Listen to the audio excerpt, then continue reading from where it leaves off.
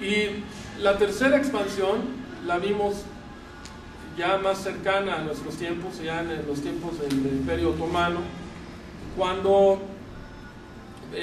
comerciantes, individuos, muchos de ellos sufis, aunque yo no estoy de acuerdo con muchas de sus ideologías, pero es una realidad que en África, gran parte de la expansión en África del Islam fue por medio de África Central,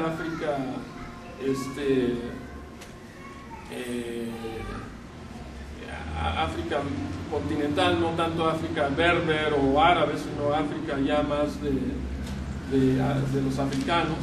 Llegó por medio de movimientos sufis, pero el sufismo en aquel entonces, como el sufismo de Dan Fodio, no estaba tan lejos del camino del profeta Muhammad sallallahu alaihi wasallam. Y lamentablemente, desde la caída del Imperio Otomano, hace ya casi 100 años, el Islam se estancó. Y mientras el Islam se estanca, la cristiandad, de haber estado en la oscuridad, de la cual los musulmanes ayudaron para sacarlos de la oscuridad y para que entraran al renacentismo, la cristiandad empezó a prosperar por medio de la revolución industrial, por medio de la revolución francesa, unos siglos anteriores, cuando se empezaron a formar ya naciones, estados laicos como los que ahora conocemos, que hay cerca de 200 países alrededor del mundo que se formaron en la época de la Revolución Francesa, de Montesquieu y de los ideólogos de esa revolución.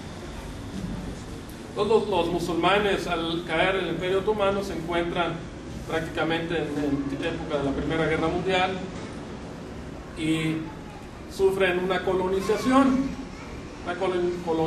que sigue hasta nuestras fechas. Hay países musulmanes que apenas se obtuvieron su independencia de sus colonos, no hace 200 años como en México, sino hay países que apenas obtuvieron su independencia en poco menos de 2 décadas.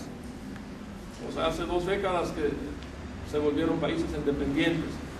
Entonces vemos que lo que era el Imperio Otomano, el imperio más grande que hubo en la historia de la civilización humana, pues se fragmentó.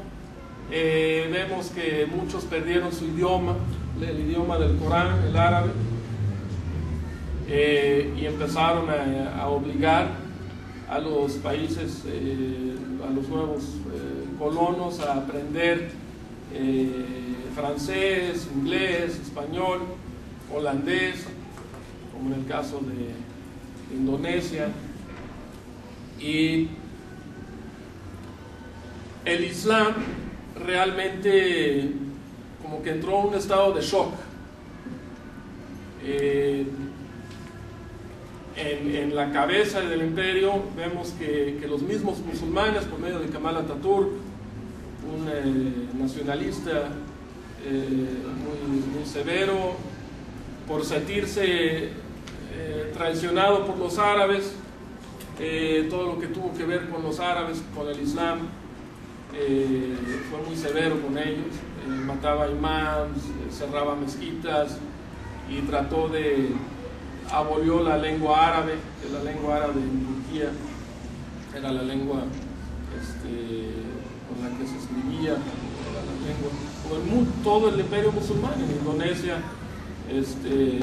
de hecho aún en países como la India, pues usaba la lengua árabe, y de hecho aún en China, un emperador chino, dentro de sus cuartos, el cuarto privado que le dicen, el cuarto del emperador, hay ayas del Corán escrito en la pared. Así como hoy la lengua inglesa influye y vemos aún en países muy subdesarrollados, vemos a niños cantando canciones en inglés, pues en aquel entonces, en la época del Imperio Otomano anterior, pues la gente aún sin ser musulmana, recitaba versos del Corán y era la ideología a seguir y aprender. Viajaban de todos lados del mundo a tratar de aprender de las universidades o de las escuelas islámicas.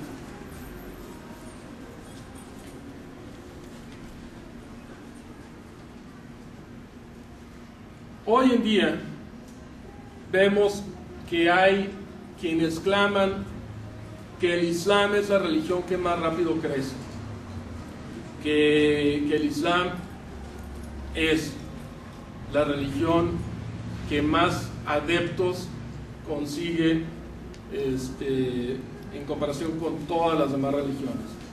Esto es una mentira, esto es un engaño. Es un engaño que no sé si sea con intenciones deliberadas de tratar de hacer que los musulmanes se despreocupen que su religión está creciendo. El Islam crece demográficamente por emigración, pero así como emigran y dejan un lugar, emigran de Marruecos, por ejemplo, para irse a España o Francia, pues también al emigrar también el país de origen pierde capital humano, pierde muchas cuestiones, y por cuestiones de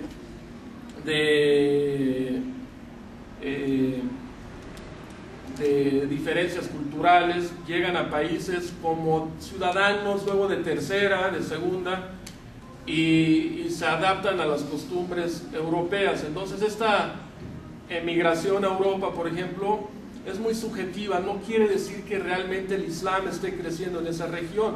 De hecho, gran parte de los musulmanes emigrados a Europa no necesariamente están practicando el Islam. Apenas en estos últimos 10 años se está retomando el Islam por medio de programas de Dawa, que finalmente ya en países más desarrollados, los de segunda y tercera generación han despertado ya como ciudadanos franceses o como ciudadanos de Inglaterra o como estadounidenses. Dicen, bueno, nosotros somos americanos, pero somos musulmanes, y han hecho un esfuerzo para divulgar el mensaje. Pero como les platico, se está cocinando, ¿no? O sea, esto es algo nuevo, es un fenómeno que apenas despierta, pero eso aún no quiere decir que el Islam es la religión que más rápido crece. Eso es un engaño que nosotros mismos nos hacemos. O sea, el Islam no es la religión que más rápido crece, sino lo contrario. Sino lo contrario. Hace 10 años Somalia era un país 100% musulmán. De igual forma, hace 20 años Sudán era un país 100% musulmán. En Indonesia, hace 20 años Indonesia era un país 95% musulmán, ahora son 82% musulmán. Y así vemos ya en grandes partes o sea, en territorios donde hay mucho musulmán que están ganando muchos adeptos la cristiandad. Y también vemos musulmanes que están dejando el Islam y se están haciendo cristianos. Esto es una realidad. Pero es una realidad no porque el Islam no sea la verdad o porque el Islam no sea la última revelación de Dios hacia la humanidad, sino es porque los musulmanes han estado en un estado de shock, en el limbo, o sea, no saben, o sea, perdieron el califato, y están como que suspendidos de actividades.